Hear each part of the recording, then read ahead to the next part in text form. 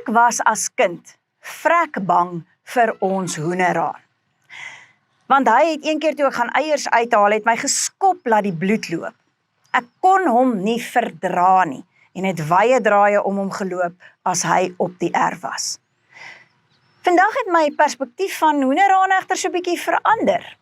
En die haan wat ons nou het my oortuig dat hane eintlik regte gentlemans is.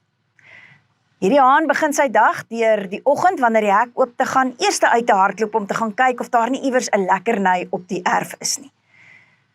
Maar hy doen dit nie vir homself nie. As hy iets lekkers kry, dan roep hy sy henne nader en staan aan een kant toe sodat hulle eerste kan eet. Hierdie haan beskerm ook sy henne te alle koste. As ek die henne van die stoep wil afjaag, sal hy nader storm om vir my te kom sê dat ek sy vrouens moet uitlos. Hy beskerm hulle ook wanneer hulle eiers lê. Hy soek saam met hulle na 'n geskikte plek om die eiers te lê en patrolleer dan op en af voor hulle, sodat hulle seker kan wees dat hulle veilig is wanneer hulle eiers lê. Hane is besonderse diere. En daarom het dit ook 'n groot rol gespeel in die Christelike tradisie.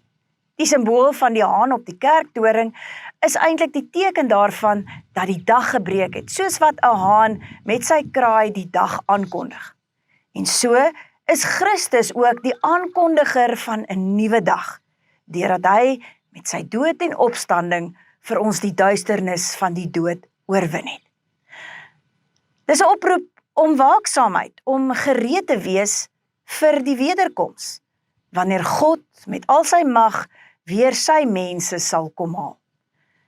En seker die bekendste simboliek van die haan op die kerktoring is die verwysing na Petrus wat Jesus verloon het in Matteus 26. In daardie gedeelte lees ons dat Petrus die haan hoor kraai het en dat dit hom bygeval het wat Jesus gesê het: "Voordat die haan kraai, sal jy my 3 maal verloon." Petrus het buitentoe gegaan en bitterlik gehuil. En so het die haan eintlik ook 'n oproep geword tot berou en skuldbelydenis. En daarom, as jy weer 'n haan op 'n kerktoring sien, of dalk 'n haan hoor kraai, moenie kwaad of geïrriteerd word omdat jy dalk so vroeg moet wakker word nie, maar onthou die oproep, bely jou skuld, want jy het ook al vir Jesus met jou woorde en jou dade verloon. Maar moenie daar ophou nie. Staan ook soos Petrus op. Groet die dag met vreugde, want Christus het vir jou ook die duisternis oorwin op daardie Paasondagoggend, toe hy die dood uit opgestaan het. Onthou dit, gaan na hom toe en lewe met nuwe hoop en nuwe vreugde, want daar wag ook vir jou 'n ewige toekoms. Mag die haan jou altyd daaraan herinner. Luister nou na die gedig.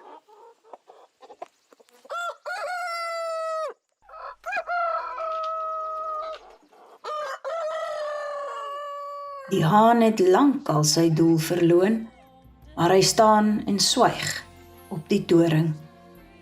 Met 'n hart van yster swaai hy in die wind, stom en doof en blind. En as die bure se haan in ons ore kraai, sal hy ook boet vir sy lawaai. Die wekker wat ons rus verstoor, sal 'n lem met gemak dood kan smoor. So is daar gemaak met die wekroep van die man waar hy leweloos aan 'n houtpaal hang. Sy stem was te hard en sy woorde te sag. En sy swye was reeds 'n stille aandklag. Deur my liggaam ego sy kraai, as ek saam met die wind heen en weer swaai. Op my toring verloon ek daagliks my doel, waar ek in koue staal niks verander voel. Ek ken hom nie, skree ek teen die nanag, maar ek ken jou, weerklink dit Dou voor dag. My hande is vol bloed en vere.